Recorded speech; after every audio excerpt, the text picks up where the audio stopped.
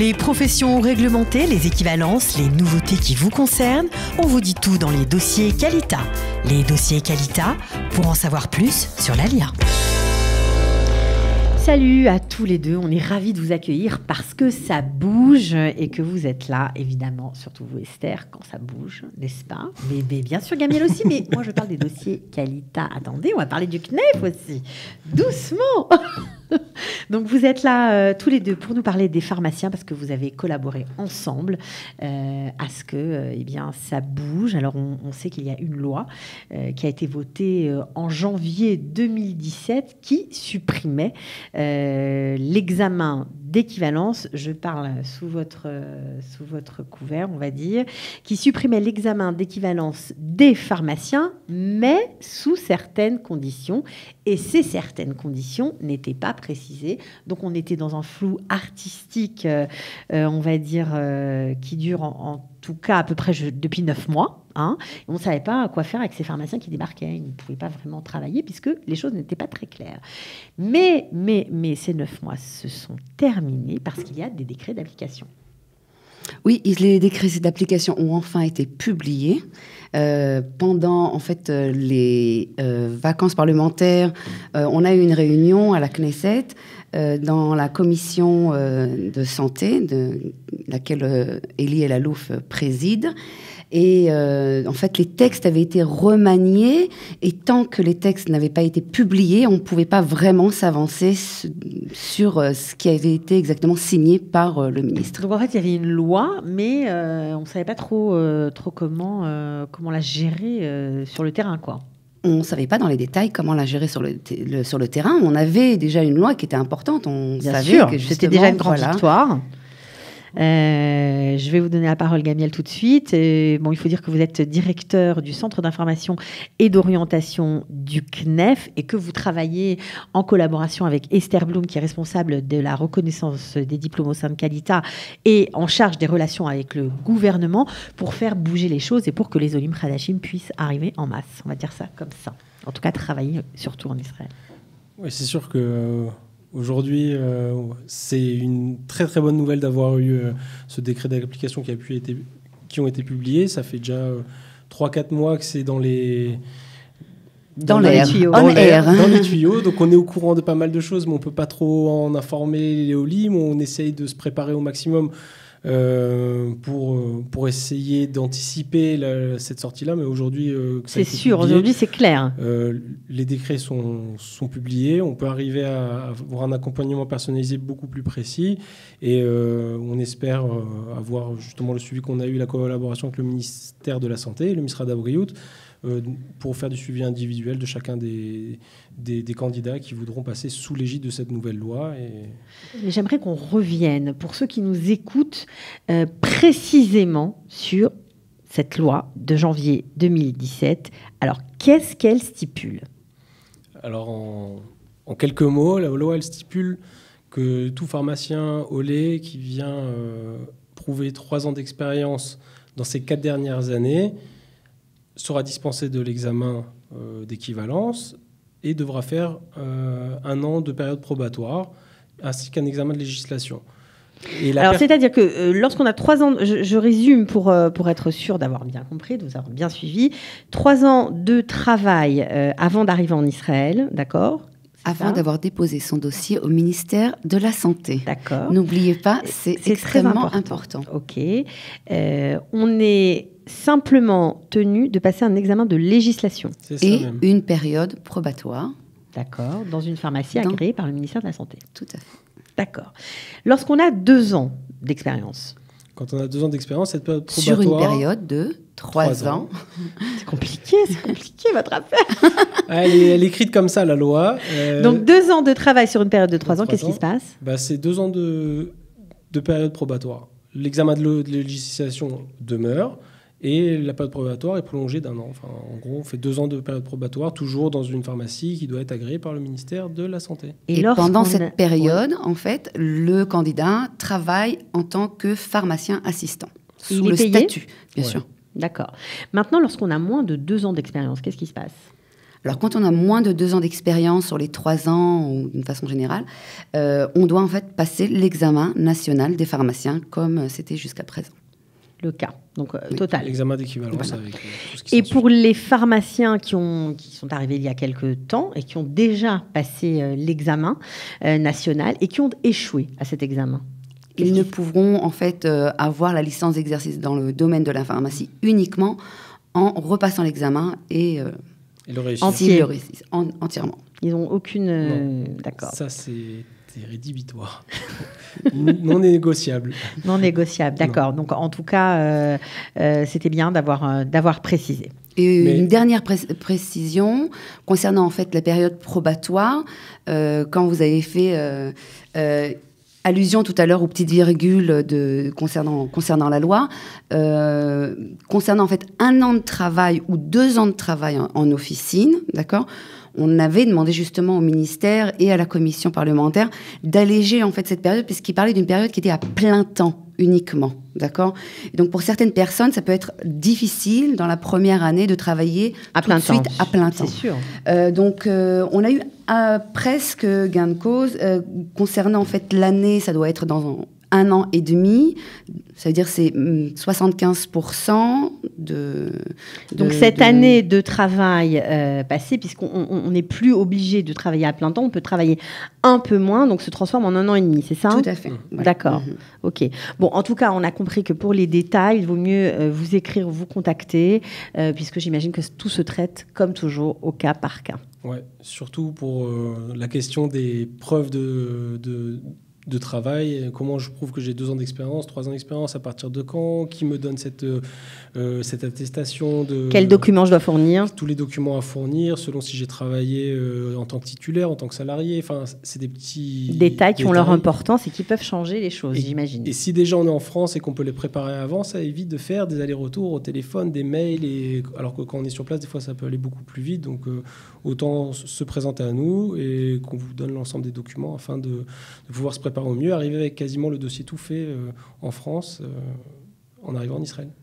Alors, vous êtes là parce que au sein de Qualita, il y a une façon de fonctionner, puisque des associations qui sont nombreuses travaillent depuis des années sur certains dossiers. Et vous, je crois que le CNEF, vous travaillez sur ce dossier des pharmaciens depuis 3 ans. Ouais, je vais peut-être laisser Esther expliquer un petit peu le fonctionnement général de Qualita sur ce forum-là et ensuite expliquer comment le CNEF prend part à ce forum général de Qualita. Voilà, quand on a monté en fait le département de reconnaissance de diplôme, on a voulu faire une cartographie des associations qui travaillaient déjà sur le terrain depuis de nombreuses années dans le domaine, et on s'est partagé le travail, ce qui était très important parce qu'il y a beaucoup de demandes, il y a beaucoup de métiers, et les associations qui prennent part, il y en a en tout 13, dont aussi par exemple l'agent juive qui s'occupe avant la alias, toujours très important de le signaler. Toutes ces associations en fait ont choisi de s'occuper d'un ou de 2 ou 3 domaines professionnels différents. Donc, on travaille ensemble sur les problèmes de fond au niveau macro. On travaille aussi ensemble pour élucider des difficultés. Et donc, c'est un vrai forum de travail qui nous permet d'avancer, d'aller de l'avant vis-à-vis de nos interlocuteurs dans les ministères. Et ça marche. Et ça marche. Et Et voilà, la preuve en est. Et le CNEF, dans le cadre de ce forum, est entre autres responsable des pharmaciens. Alors, les pharmaciens maintenant, puisque vous nous avez dit c'est nouveau, c'est formidable, ça marche, ça y est. Alors, on en est où? Quand on est pharmacien, qu'on fait son alia, est-ce qu'on peut travailler en Israël? On pouvait déjà travailler avant cette loi, sous certaines conditions qui étaient peut-être un peu plus difficiles. Aujourd'hui, on peut toujours travailler.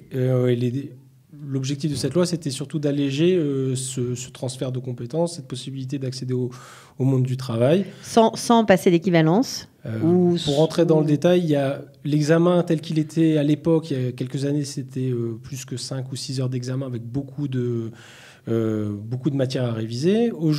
Depuis quelques années, il a été limité, entre guillemets, à que 3 heures d'examen, mais avec aussi beaucoup de matière pharmacologie et d'autres choses très, très difficiles. Et aujourd'hui, on va dire qu'il ne reste qu'une petite partie à réviser, c'est-à-dire la partie législative sur la législation israélienne, qui sonne de toutes les façons un pharmacien français. Il faut l'apprendre, il n'y a pas le choix.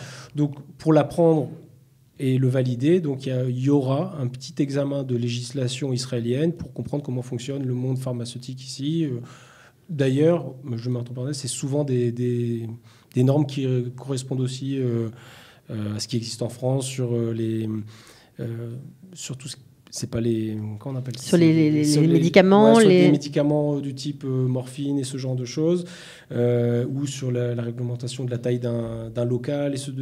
Bon, il y a pas mal de petits détails, mais il y a des choses qui ressemblent beaucoup à ce qui existe en France aussi. Alors, il faut quand même préciser qu'avant d'arriver en fait, à cette exemption de l'examen, en fait, qui est exempté ? C'est la question qu'il faut se poser d'abord, parce que pas tout le monde en fait, est exempté de l'examen. Il faut avoir une certaine expérience, j'imagine. Il faut prouver une certaine expérience, oui. Il faut prouver soit 3 années d'expérience dans les 4 dernières années qui ont précédé le jour où on dépose son dossier au ministère. Et c'est extrêmement important parce que les personnes pensent qu'à partir du jour où ils ont fait leur ALIA, c'est ça en fait, c'est à partir de là où on décompte. Et non, c'est le jour où on dépose son dossier au ministère après la ALIA. Alors là, vous soulevez une question très importante parce que par exemple, quelqu'un qui s'est dit, bon, je vais d'abord m'intégrer, apprendre l'hébreu, faire l'ulpan, et puis j'ai le temps, ça va, je vais travailler, de toute manière c'est bon, et qu'il attend 1 an, voire 2 ans avant de déposer son dossier, il ne remplit plus les conditions, il a 2 ans de latence. Tout à fait. Il peut prendre son temps, disons, pour apprendre l'hébreu, mais parallèlement à ça, ce qui est hyper important. Ce qui est très important, c'est de déposer le dossier. C'est ça qui va en fait fixer les dates butoirs de savoir quand il a exercé et quand il n'a pas exercé. Et donc c'est pour ça qu'on a poussé, et notamment Gamliel ces derniers mois, tous les Olim qui sont tournés vers nous en nous demandant qu'est-ce qu'on doit faire. On est dans une période, on comprend pas vraiment. Est-ce que la loi est en vigueur ? Est-ce qu'elle n'est pas ? On leur a dit déposez le dossier. Et on attend de voir ce qui va se passer. Donc ça veut dire qu'une personne qui a cessé d'exercer, disons le 31 décembre, il faut absolument qu'elle dépose son dossier avant le 31 décembre de l'année d'après. D'accord ? C'est-à-dire, sinon, en fait, elle perd son droit à... Alors, elle perd pas tout à fait son droit. Sinon, il y a une autre possibilité. Si, en fait, elle perd son droit parce que dans l'autre possibilité, c'est aussi 1 an d'attente, 1 an de battement. En fait, c'est la période de battement entre le jour où on a fini son exercice et le jour où on dépose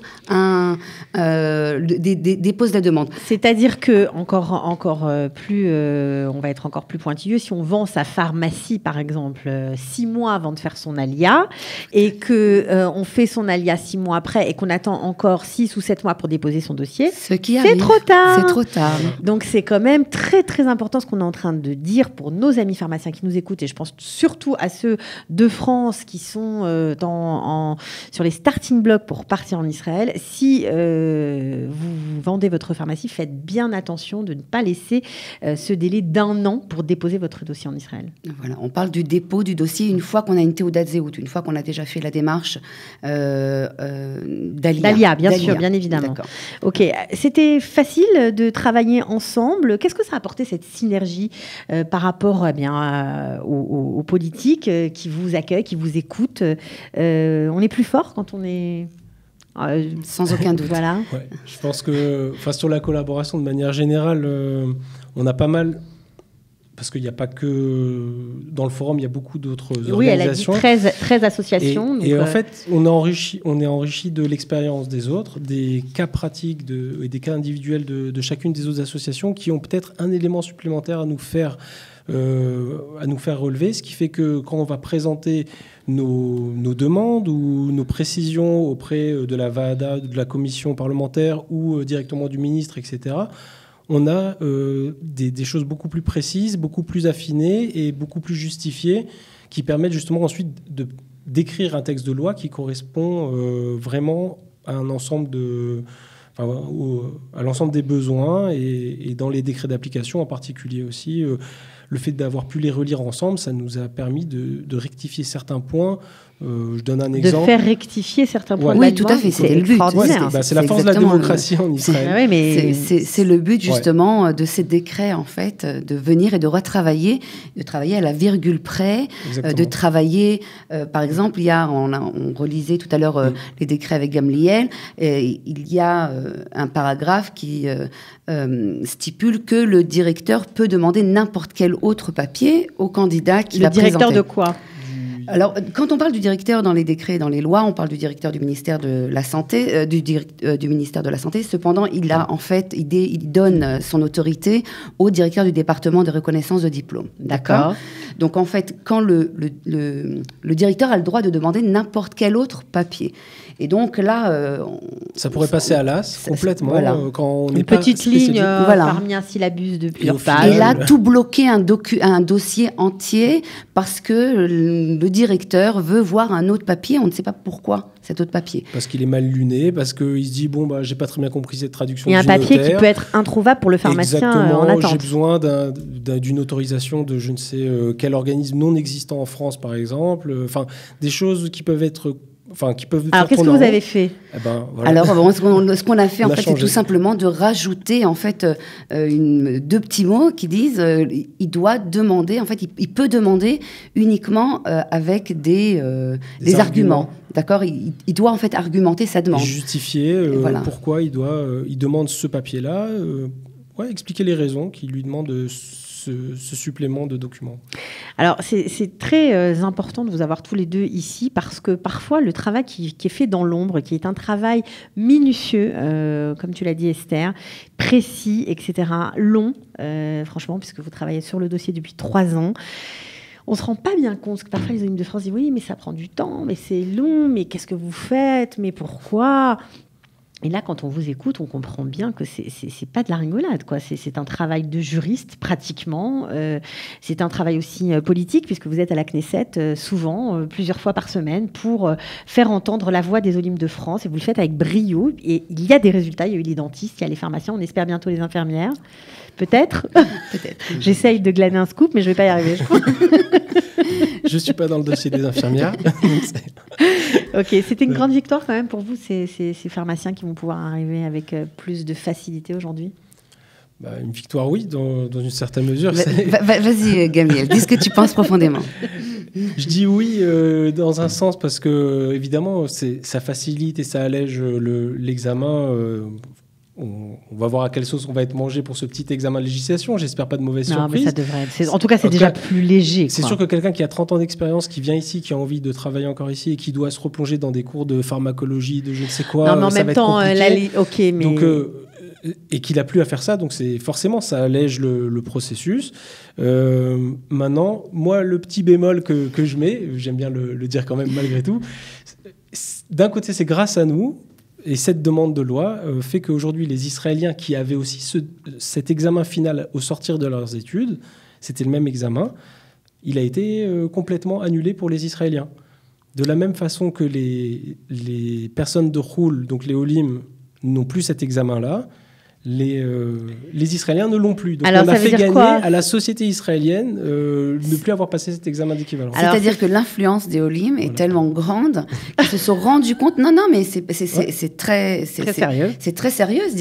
C'est qu'ils se sont rendus compte, en fait, quelque part, de ce manque de logique de faire cet examen au terme des études des Israéliens, puisqu'ils ont des examens tout au long et qu'ils avaient 100% de réussite. Et qu'ils avaient 100% de réussite, ce qui n'était pas du tout le cas des Olim Khadashim, puisqu'ils ne sont pas formatés pour cet examen.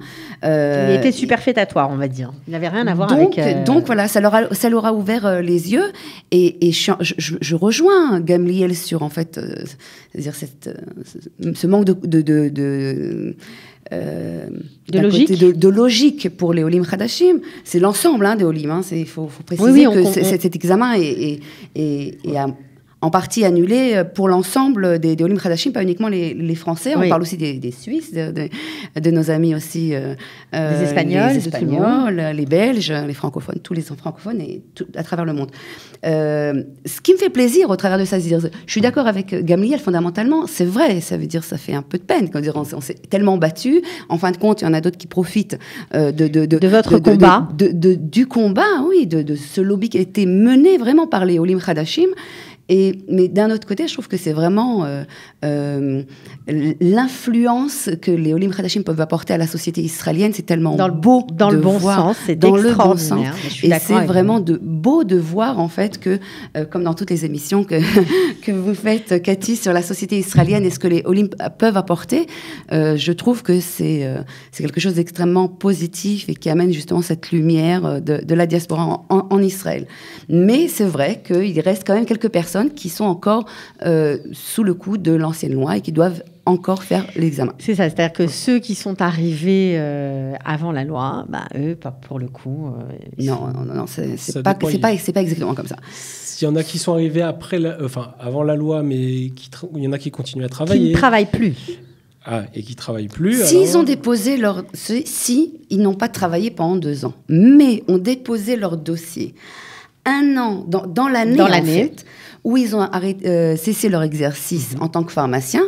Et même si c'était l'année dernière, parce qu'ils attendaient, ça marche. Formidable. Donc il faut vérifier, il faut compter les mois, etc. et vérifier que ça marche. Alors, est-ce qu'on peut vous contacter pour avoir des précisions ?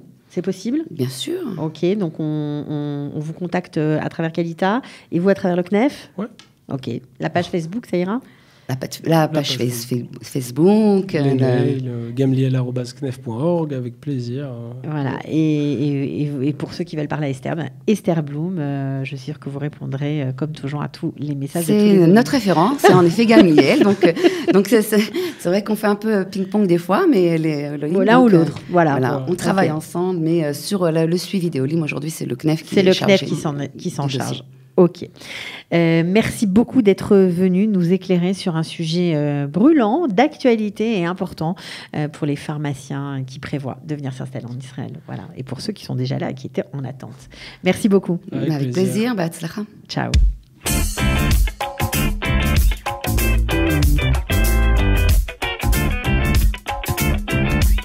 Les professions réglementées, les équivalences, les nouveautés qui vous concernent, on vous dit tout dans les dossiers Qualita.